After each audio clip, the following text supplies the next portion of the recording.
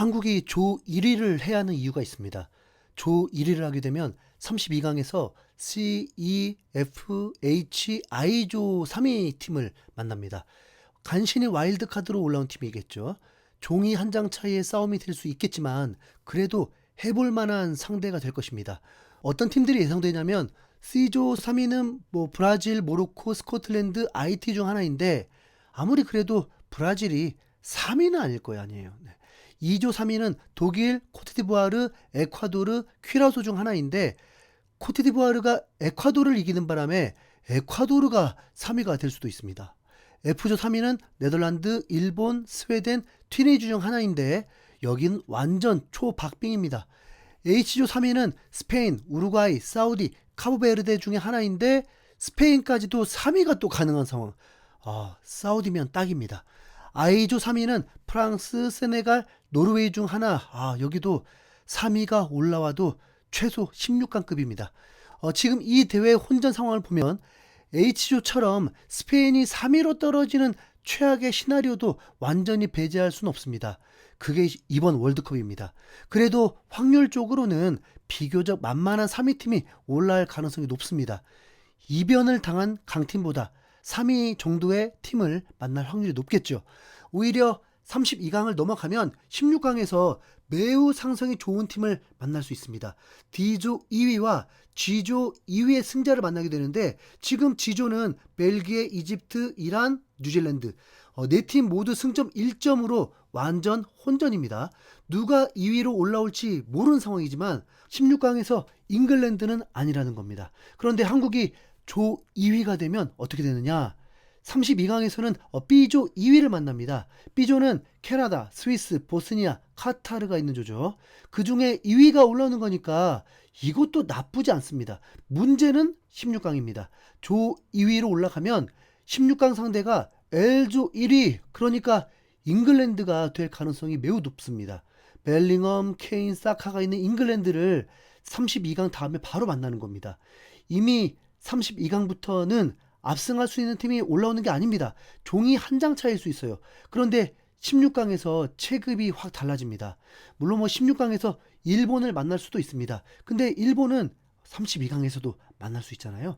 한국이 1위고 일본이 F조 3위로 올라오면 가능한 시나리오거든요.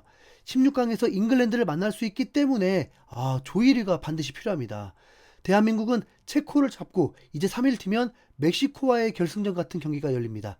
멕시코도 한국을 이길 수 있다고 했지만 매우 팽팽할 것으로 예측하고 있습니다. 그동안 한국이 멕시코와 붙어서 전적이 좋지 않은 거 맞습니다. 월드컵 본선에서만 2전 전패, 전체 A매치도 4승 2무 8패로 밀립니다. 그런데 어디서 비교를 합니까? 팀이 지금 바뀐 상황입니다. 대한민국은 월드컵 역대 최고의 선수 구성입니다. 선수들끼리 호흡을 맞추고 해저 축구로도 일을 낼 수 있는 스쿼드입니다. 거기다 팬들도 한 번도 본 적이 없었던 100% 몸 상태와 100% 정신력, 100% 투지의 상태로 조직력까지 ING 중인 대표팀입니다. 여러분 본 적 있습니까? 여러분도 본 적 없잖아요. 딱 하나 아쉬운 건 손흥민이 아직 빛나고 있지 않다는 겁니다. 그게 더 일을 악물어지게 만들기도 하는데 그래도 손흥민을 믿습니다.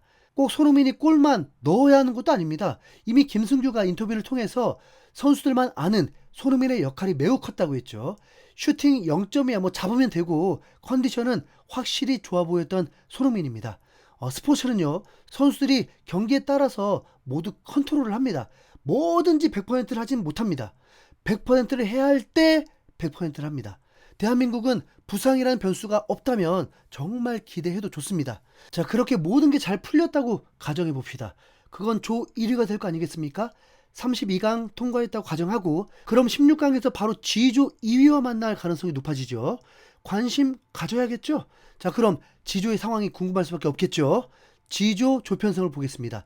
FIFA 랭킹 순서로 보면 데브라이너, 도쿠의 나라 벨기에가 11위, 살라의 나라 이집트 39위, 이란 21위, 크리스 우드의 나라 뉴질랜드 85위, 이 네 팀이 한 조에 묶여 있는데 당연히 벨기에가 쉽게 1위를 할 줄 알았습니다. 데브라이너, 루카쿠, 크로투아, 이 황금세대 마지막 불꽃이라고 불리는 팀이잖아요. 그런데 이집트와 1대1 무승부가 나오면서 변수가 생겨버렸습니다. 살라가 이끄는 이집트가 전반 19분 선제골을 넣었는데 벨기에가 66분 자책골로 극적 동점을 만들었습니다. 벨기에 입장에선 정말 최악의 출발입니다. 그럼 2위의 혼전이 또 나오는 상황이 되죠. 그리고 이제 아시아의 강호 이란 대 오세아니아 최강자 뉴질랜드가 붙게 됩니다.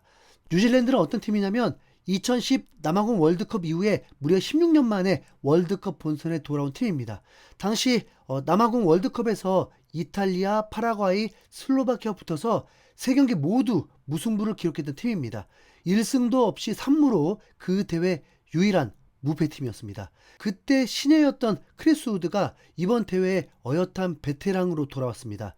오세아니아 최종 예선 5경기에서 무려 9골을 넣으면서 뉴질랜드의 16년 만에 본선 진출을 이끈 주인공인데요.